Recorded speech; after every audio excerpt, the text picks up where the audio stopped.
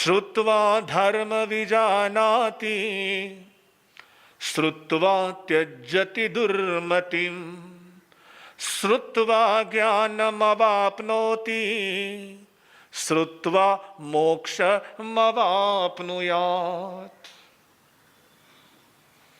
विद्वान कहते हैं सुनने से ही धर्म का बोध हो पाता है, सुनकर ही दुर्मति सुमति बन जाती है, सुनकर ही अज्ञान ज्ञान में बदल जाता है और सुनकर ही बंधन से मुक्ति मोक्ष की उपलब्धि हो पाती है। यह है लाभ सुनने का। यदि मां बाप के वचन सुनते हैं मानते हैं तो दुकान और मकान मिलता है, और संतों के वचन गुरुओं के वचन मानते हैं तो भगवान मिलता है। बस इतना सा है। मां बाप के वचन मानोगे तो दुकान और मकान के मालिक बनोगे, और गुरुओं के वचन मानोगे तो भगवान प्राप्त होंगे, भगवान मिल जाएंगे। कितना कमाया ये महत्वपूर्ण नहीं है, कितना बचाया ये महत्वपूर्ण है। कितना सुना ये महत्वपूर्ण नहीं है, कितना उसको जिया ये महत्वपूर्ण है। भोजन खाने में मजा आता है, गाना गाने मजा आता है। भोजन खाने में मजा आता है, गाना गाने में मजा आता है, और प्रवचन सुन समझकर जीवन में अपनाने से मजा आता है। प्रवचन को जीवन में अपनाना है, जीवन में उतारना है, जीवन के उपयोग में लाना है, व्यवहार में लाना है। व्यवहार में लाएंगे तो प्रवचन सुनने का लाभ है। तो आप कैसे श्रोता है, किस तरह से आप अपने आप को देखें कि मेरा नंबर कहां लगता है। 14 प्रकार के श्रोता हैं, उनकी हमारी बात चल रही है। उन 14 प्रकार के श्रोताओं में पहला श्रोता आपके समक्ष आया था, कौन सा था? पत्थर की तरह, यानी जिसमें किसी तरह का परिवर्तन नहीं आता, बदलाव नहीं आता, जैसा का वैसा रहता है। कितना ही व्याख्यान सुने, कितना ही प्रवचन सुने, वो बस पत्थर की तरह ही रहता है। उसके बाद अगला श्रोता आ रहा है। यूं तो एक एक श्रोता पर चर्चा करें तो काफी समय लग जाएगा, काफी दिन लग जाएंगे। हमें श्रोताओं की चर्चा को पूर्ण करके फिर आगे और भी कुछ विषय लेने हैं, तो इसलिए मैं अपनी श्रोताओं की चर्चा को पहले आपके समक्ष ला रहा हूं। तो श्रोताओं के क्रम में दूसरा श्रोता है, जिसे आज की भाषा में हम कहें तो उसे कहते हैं कच्चे घड़े की तरह। कच्चा घड़ा, कच्चा घड़ा कैसा होता है? उसमें थोड़ा सा पानी डालते ही कुछ ही मिनटों में, कुछ ही सेकंडों में वो घड़ा फूट जाता है, खाली हो जाता है, रिक्त हो जाता है। यानी ऐसा श्रोता जब तक वो प्रवचन में बैठता है तब तक तो थोड़ा सा असर रहता है, कुछ देर के लिए असर, कुछ देर के लिए प्रभाव, कुछ देर के लिए इफेक्ट, कुछ देर के लिए मन के भावों में परिवर्तन। लेकिन जैसे यहां से खड़ा होता है, भर भराकर सारा प्रवचन बरस जाता है, निकल जाता है। जैसे स्थानक से बाहर निकलता है, जैसी सीढ़ियां उतरता है, महाराज का प्रवचन भी उतरना शुरू हो जाता है, संतों का प्रवचन भी उतरना शुरू हो जाता है। लेकिन प्रभु ने ऐसे श्रोता को भी श्रोता कहा है। कितनी करुणा प्रभु की, कितनी दया कि ये भी श्रोता है। चलो कम से कम जितनी देर बैठा है प्रवचन में, उतनी देर तो कुछ उसके मन में भाव अच्छे आए हैं ना। कुछ देर के लिए तो उसके भाव बदले हैं, उसके परिणाम बदले हैं, उसके विचार बदले हैं। जितना बैठा उतनी देर का तो उसे लाभ मिला, पुण्य मिला। कम से कम उतनी देर तक तो वो आश्रम से बच गया, बंधन से बच गया, संवर की आराधना हो गई। उतनी देर का तो उसे पुण्य मिल ही गया जितनी देर तक वो यहां पर बैठा है। जितनी देर तक आप सुनते हैं, यहां पर बैठते हैं, उतनी देर का पुण्य तो सहज में ही आप अर्जित कर रहे हैं। चाहे प्रवचन की बात अपनाए या ना अपनाए, उसका लाभ हो या ना लाभ हो, लेकिन जितनी देर आप बैठते हैं उतनी देर का लाभ तो कहीं नहीं गया। उतना लाभ तो आपको मिलना ही मिलना है। वो लाभ आपके खाते में लिख ही जाता है, लिखा ही जाता है कि इतनी देर तक तो बैठे हैं, निर्जरा करी है, पुण्य का अर्जन किया है। लेकिन अच्छा होता कि जो आपने सुना उसी के साथ अपने आप को उसके साथ जोड़ लेते, उसके साथ अपने आप को संकल्पित कर लेते। और ये हमारी कमजोरी है, मानव की कमजोरी है, इंसान की कमी है कि इंसान जब भी कोई अच्छा विचार आता है तो उससे सोचता है कि मैं बाद में कर लूंगा, कल कर लूंगा। और जैसे कोई बुरा विचार आता है, अशुभ विचार आता है, उसे वो तुरंत कर लेता है।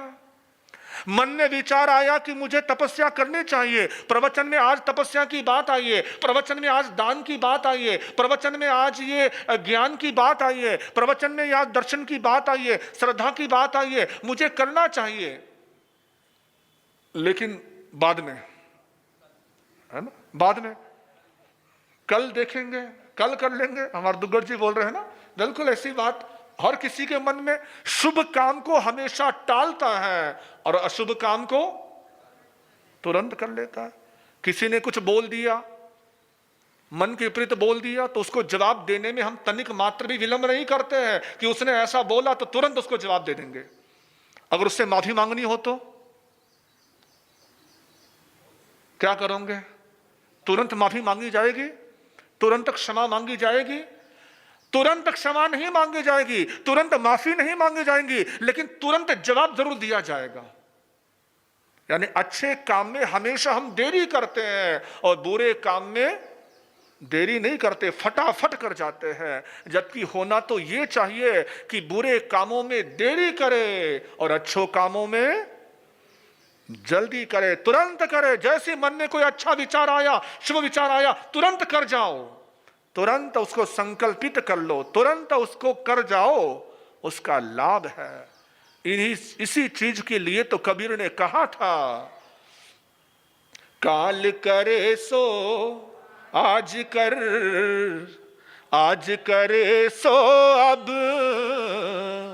काल करे सो आज कर, आज करे सो पल में प्रलय होएगा, बहुरी करेगा कब कबीरा, बहुरी करेगा कब। कबीर कहते हैं जो कल करना है वो आज कर ले, जो आज करना है वो अभी कर ले। याद रखो, अभी नहीं तो कभी नहीं, अभी नहीं तो कौन से काम के लिए? हाँ, कहीं आप अच्छे कामों के लिए इसका प्रयोग करना, अच्छे काम के लिए मंत्र अपनाना, अच्छे कामों के लिए इस शब्द को, इस लाइन को याद रखना कि जैसे मेरे मन में कोई अच्छे विचार आए हैं, प्रवचन सुनते हुए कोई बात अच्छी लगी है और उसको मुझे जीवन में अप्लाई करना है, उसको करना है, तो बस कर जाओ। अभी उसका नियम ले लूं, उसका संकल्प कर लूं, उसका पचकान कर लूं। उस चीज के लिए रखना कि अभी नहीं तो कभी नहीं। कल का ओ कहने वाले, कल का वो कहने वाले, बोले अंत कब होगा कल का, बोले अंत कलिकाओ कहने वाले कलिकाओ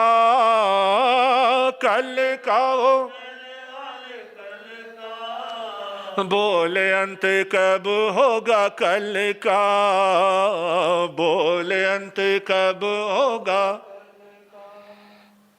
कल का। कल करूंगा कल करूंगा कल करूंगा, लेकिन वो कल कभी नहीं आता। वो कल काल जरूर आ जाता है लेकिन कल नहीं आता। इसलिए चुको मत, भाव आए तुरंत उसमें संकल्पित हो जाओ, तुरंत कर जाओ। एक महाराज व्याख्यान दे रहे थे, अकेले महाराज थे, व्याख्यान जोरदार हो रहा था।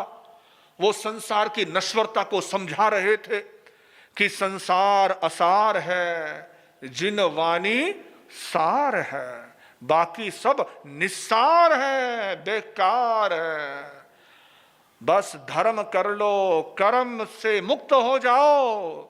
दुनिया सब मतलब की है, स्वार्थ की है। इस दुनिया में कोई किसी का नहीं, ना पत्नी मेरी है, ना पुत्र मेरा है, ना परिवार मेरा है, ना घर मेरा है, ना परिवार बार मेरा, कुछ भी मेरा नहीं है। इस तरीके से महाराज व्याख्यान दे रहे थे, दुनिया की नश्वरता समझा रहे थे, दुनिया का सच्चा स्वरूप बता रहे थे।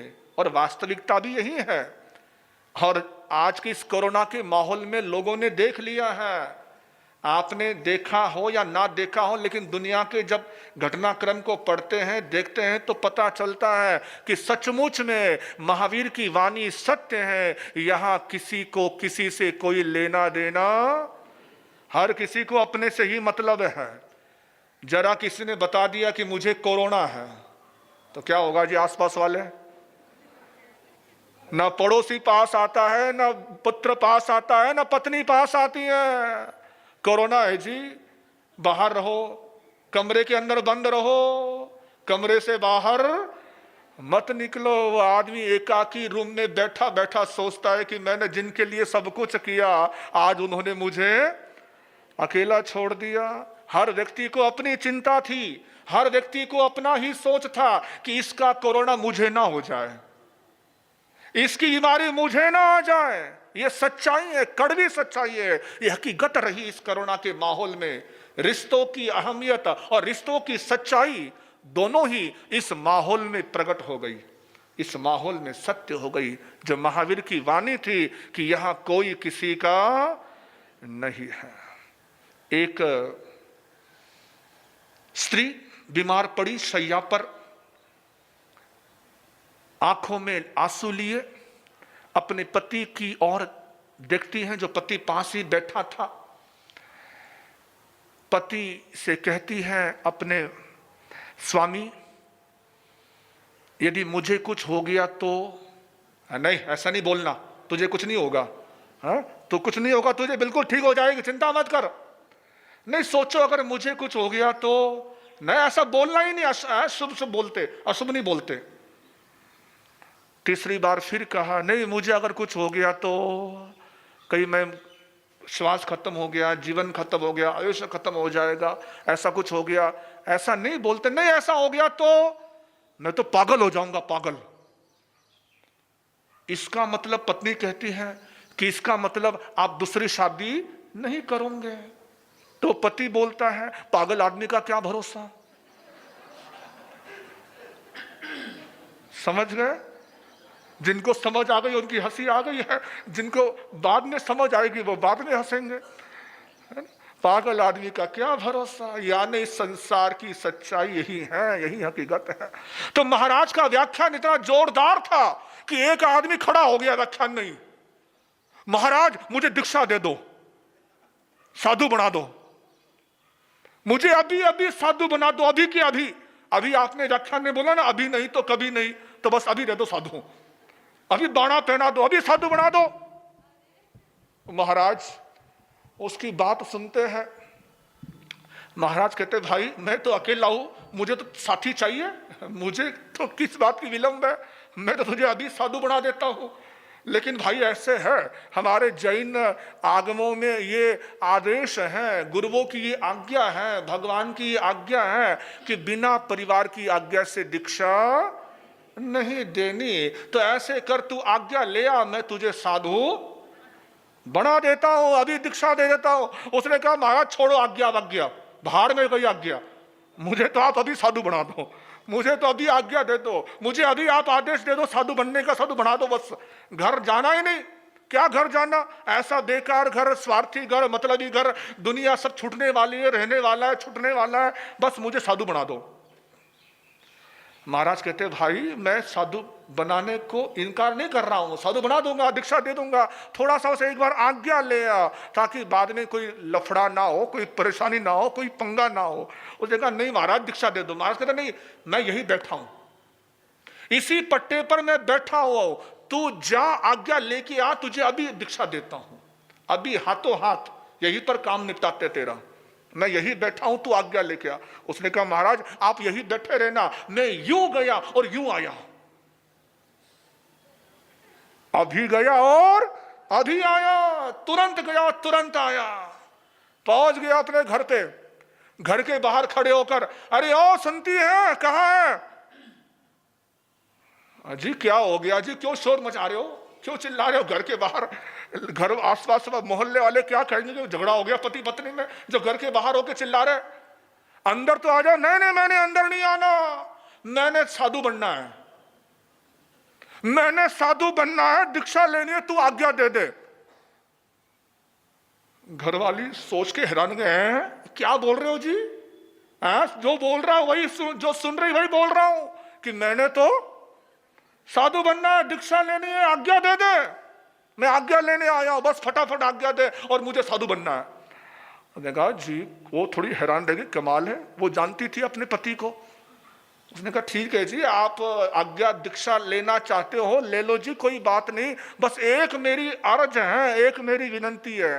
बोले कोई विनंती कोई अर्ज नहीं। अरे एक बार महाराज आप साधु बन जाओगे फिर मैं कहाँ विनंती करूंगी, फिर तो आप अपने भले मैं अपनी भली, फिर तो आपका जीवन रहेगा, साधु जीवन रहेगा, मैं अपने गृहस्थी में रहूंगी। आप आखिरी एक बात तो मान लो, एक बात तो सुन लो। बोल फटाफट बोल, क्या बात है, जल्दी बोल। क्योंकि महाराज कहां बैठे हुए हैं? पट्टे पर बैठे हुए हैं, फट्टे के ऊपर महाराज बैठे हुए हैं, और वो कहता है फटाफट बोल, क्या बोलना है? उसने कहा ऐसे है जी, मैंने अभी गरम गरम खिचड़ी तैयार करी है, खिचड़ी तैयार करी है, खिचड़ी तैयार करी है, आप आखिरी जाते जाते एक और खिचड़ी का खा जाओ और फिर भले दीक्षा ले लो। चलो बेचारी इतना कहती है, इतने साल इसकी बात मानी है, आज आखिरी बात मान लूं तो क्या बिगड़ेगा, ठीक है आजा ले आ खिचड़ी। अंदर पहुंच गए महाशय, बैठे हैं, खिचड़ी ले आई, और खिचड़ी भी कैसी, गर्मा गर्म, नरमा नरम, तरमा तरम। समझ गए? गर्मा गर्म, नरमा नरम और तरमा तरम, मैंने घी से भरी हुई, तरमा तरम, घी ही घी। अपने तो मारवाड़ी समाज में तो घी बहुत भरपूर यूज करते हैं। तो गर्मा गर्म, नरमा नरम, तरमा तरम खिचड़ी, और वो खिचड़ी का एक कौर वो महाशय अपने मुंह में डालता है। घरवाली कहती मैं अपने हाथ से खिलाऊंगी, आखिरी बार है, फिर पता नहीं, फिर तो मैंने कहा खिलाना आपको, मैंने छुना ही नहीं आपको, फिर तो आपके पात्रों में बहराना है, पात्रों में जो आपके आएगा वो आपने खाना है। पात्रा पड़िया पचकान, लुखी मिले, सुखी मिले, ठंडी मिले, गरम मिले, जैसा मिले वैसा खाना। तो आखिरी बार ये गरम गरम थोड़ा सा मेरे हाथ से खा लो। अब उस घरवाली ने वो खिचड़ी का छोटा सा टुकड़ा उठाया, छोटा सा कौर उठाया, अपने पति के मुंह में डाला। जैसे पति के मुंह में गया, वैराग भी नीचे आ गया, वैराग भी नीचे आ गया। कितना बढ़िया गर्मा गर्म खिचड़ी है, साधु बनूंगा तो कौन खिलाएगा? इतनी बढ़िया खिचड़ी साधु बनने के बाद कौन देगा? पत्नी ने दूसरा कौर खिलाया। अरे बहुत बढ़िया, मैं कहां फंस रहा था, मैं कहां जा रहा था? और 3-4 कौर खाए और वो महाशय बोल पड़ा मैंने तो साधु नहीं बनना। उसकी घरवाली बोली मुझे आपके लक्षण पहले ही पता थे, आपके लक्षण मुझे पहले ही पता थे। अब तो वो बेचारा साधु बैठा हुआ है व्याख्यान में, पट्टे पर बैठा हुआ है, मेरा चेला आएगा, मेरा चेला आएगा, लेकिन चेला तो चेली का हो गया, वो ना आया, बेचारा साधु धरा का धरा रह गया, बैठा का बैठा रह गया। तो ऐसे होता है भाई, थोड़ा सा असर, थोड़ी देर का असर आता है, उफान आता है, ठंडा हो जाता है। तो कच्चे घड़े की तरह श्रोता इस तरह का श्रोता होता है, थोड़ी देर के लिए असर होता है, बाद में खत्म हो जाता है। लेकिन प्रभु कहते हैं कि चलो थोड़ी देर का असर तो हुआ है ना, थोड़ा सा असर तो हुआ है ना, जितना असर है उतना ही उसको लाभ है। यही बात